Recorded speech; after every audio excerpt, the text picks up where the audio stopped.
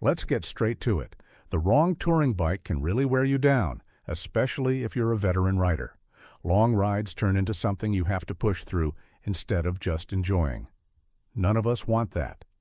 So, in this video, we're breaking down 7 touring motorcycles designed to make every mile smoother, easier, and a lot more enjoyable.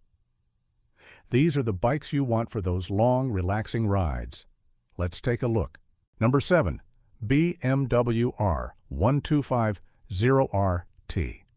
This is a bike that is all business, not flashy, not loud, just dialed in. The BMW R 1250RT isn't trying to win you over with attitude. It's built for riders who care about how a bike feels after 6 hours, not 6 minutes. Long distance, changing roads, real conditions, that's its lane. It runs a 1,254 cubic centimeter boxer twin. And this engine is different. BMW shift cam system adjusts valve timing as you ride, so at low speeds it feels smooth and controlled. Roll on the throttle at highway speed and it pulls with authority. No lag, no drama, just clean, usable power.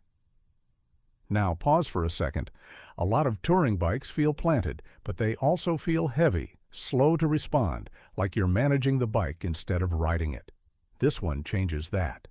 The weight sits low around 615 pounds, but because of the boxer engine layout, it feels balanced, stable.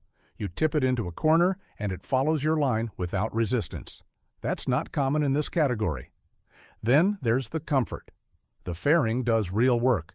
Wind stays off your chest. The adjustable windscreen lets you fine-tune airflow on the fly. Heated grips, heated seat, cruise control. You're not bracing against the ride, you're settling into it. Hours pass, and you're still fresh. And here's the part people don't expect. It still feels engaging. You hit a stretch of twisty road and the bike doesn't fall apart. It responds. Smooth inputs, precise handling. It feels like it wants to be ridden, not just steered. Of course, there are trade-offs. It's expensive.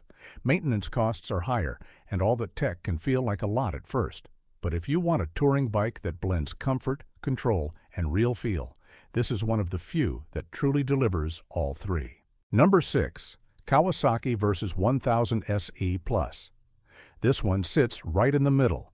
Not extreme, not stripped down, balanced. The Kawasaki vs 1000 SE Plus is for the rider who wants comfort but isn't ready to give up performance. You still enjoy the ride, you still want the bike to respond, but you don't want to wrestle with weight or deal with unnecessary complexity. This is that middle ground. The engine here is a 1,043 cubic centimeter inline 4, and that matters. Unlike twins or singles, this engine is incredibly smooth.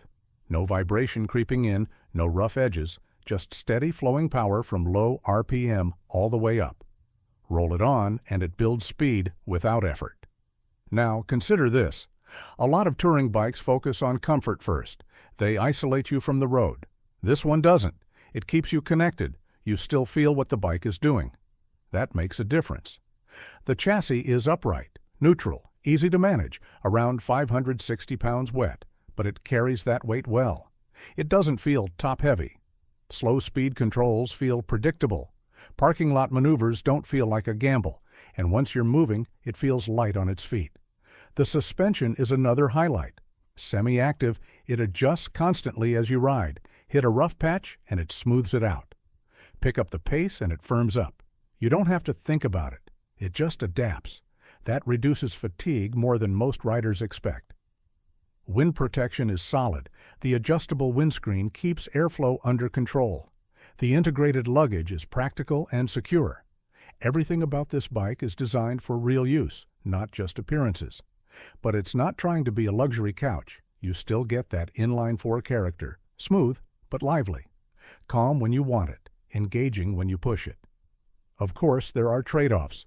Chain maintenance is part of ownership. Fuel range is decent but not exceptional.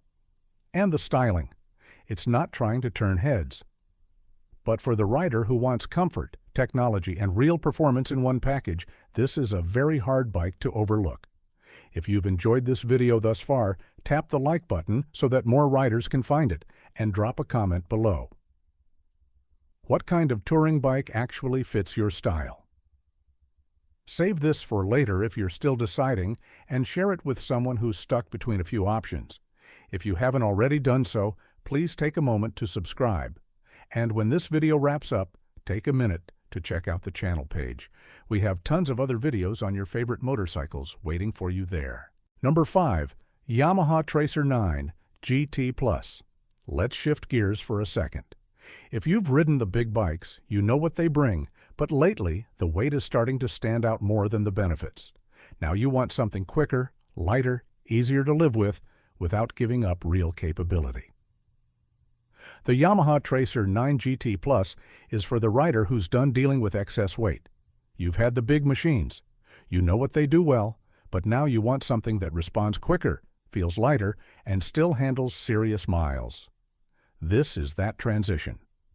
At the heart of it is Yamaha's CP3 Triple, an 890C engine with a unique feel. It's smooth when you're cruising, but there's a pulse to it, a bit of personality. Roll the throttle, and it builds power in a way that feels both controlled and alive. You notice it right away. Now, take a step back for a second.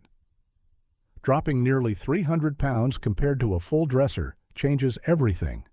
Parking becomes easier. U-turns feel manageable. Tight spaces stop feeling like a risk. That alone can change how often you ride. And then there's the tech. Radar-based cruise control adjusts your speed automatically. Semi-active suspension reacts to the road in real time. You don't need to dial anything in. It's already adapting as you go. You're not thinking about the bike. You're just riding it. The sitting position is upright, natural, wind protection is solid, and the adjustable screen lets you fine-tune airflow without stopping. The luggage is integrated and ready to go. It's built for real use. But here's what stands out. It still feels engaging. Lean into a corner and responds quickly. Stable, but not heavy. You're not just covering distance, you're enjoying it. Of course, there are trade-offs. Chain maintenance is part of the deal. Wind protection isn't fully touring level, and the price reflects the tech you're getting. But if you want something that blends performance, comfort, and modern features without the bulk, this is where things start to make a lot more sense. Number 4. Triumph Tiger Sport 800. Some riders don't want to go bigger, they want to go smarter. Less bulk, less effort, but still enough power and character to keep the ride interesting. That's exactly where this bike steps in. The Triumph Tiger Sport 800 is built for riders who want to step down from big adventure bikes, but don't want to lose the character. You still want power, you still want sound, you still want something that feels alive under you. This is that balance. At the center of it is a 798 cubic centimeter triple, and this is where Triumph stands out. That triple cylinder layout gives you a mix you don't get anywhere else. Smooth when you cruise, strong through the mid-range, and when you open it up, there's a surge that feels addictive. Not abrupt, not overwhelming, just satisfying. Now, take a step back. A lot of bigger ADV bikes feel like you're managing size all the time. Slow speeds, tight turns, uneven ground, it adds up. This trims that down. Around 500 pounds, give or take, enough to feel stable, but light enough to stay in control. That changes how relaxed you feel. The riding position is upright and natural. You're not leaning forward. You're not cramped. Long stretches feel easy on your back and wrists. Wind protection is decent, and the overall layout feels built for real miles, not just short rides. But here's what separates it. It still wants to move. You hit a twisty section, and the bike responds quickly. Smooth transitions, predictable grip. It feels composed without feeling dull. You're not just getting from point A to B, you're actually enjoying the ride in between. There are a few trade-offs. Chain maintenance is part of ownership. Fuel range isn't massive, and it doesn't have the full luxury feel of bigger tours, but that's not the goal here. This is about keeping the ride engaging while making it easier to live with. And for a lot of riders, that's exactly the upgrade they didn't realize they needed. Number 3. Honda Africa Twin D CT. Now, imagine this. You're not thinking about the road type anymore. Pavement, gravel, broken surfaces, it all blends together. You just keep moving forward without second-guessing the bike underneath you. That's the space this one lives in. The Honda Africa Twin DCT is for the rider who doesn't want limits. Pavement, gravel, dirt, roads, it doesn't matter. You want one machine that can handle all of it without feeling like a compromise. And more importantly, you want it to feel manageable. That's where this stands out. At its core is a 1,084 cubic centimeter parallel twin. But the real story isn't just the engine. It's how it delivers power. Strong, steady, and easy to control. It doesn't rush you. It builds in a way that feels predictable, even when traction isn't perfect. Now add this, no clutch. Honda's DCT system changes everything. You can let the bike shift for you, especially in traffic or on long days, or take control with paddle shifters when you want precision. No stalling, no constant clutch work. Think about that for a second. Stop and go. Traffic becomes easier. Loose terrain becomes less stressful. You're focusing on balance and direction, not managing gears. That reduces fatigue more than most riders expect. The riding position is tall, upright, plenty of room to move. Long suspension travel absorbs rough terrain without punishing you. You hit uneven surfaces, and the bike stays composed instead of unsettled. It's built to keep going when the road disappears. But it's not just off-road focused. On the highway, it holds speed comfortably. Wind protection is solid. Long-distance riding feels natural, not forced. Of course, there are trade-offs. Seat height can be intimidating. Weight is still there, especially at low speeds. And the DCT system adds complexity. But for riders who want versatility without added stress, this brings a different kind of confidence, less effort, more control, and the freedom to take whatever road shows up next. Number 2. Honda NT 100 DCT. At some point, riding stops being about proving something and becomes about how you feel after the ride. Less strain, less effort, more control over how the day unfolds.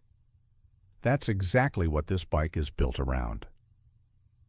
The Honda NT 100 DCT is built for riders who are done fighting their bike. Long days, traffic, constant shifting, it adds up.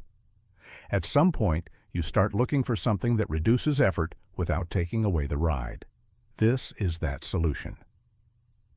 At the center is Honda's 1,084 cubic centimeters parallel twin shared with the Africa Twin. But here it feels more refined. Power comes in smoothly. No rush, no harsh edges, just a steady pull that makes highway riding feel relaxed instead of demanding. Now add the key feature, no clutch. Honda's dual-clutch transmission handles shifting for you. Seamless, quick, almost invisible. You can leave it in automatic and just focus on the road, or take control with paddles when you want input. And here's what most people don't expect. It doesn't feel disconnected. You still feel the engine. You still control the bike. You're just not working as hard to do it. In traffic, that matters. On long rides, it matters even more. Fatigue drops. Focus improves. The riding position is upright and neutral. No pressure on your wrist, no awkward reach. The seat is supportive enough for long stretches, and the windscreen gives you solid protection without feeling bulky.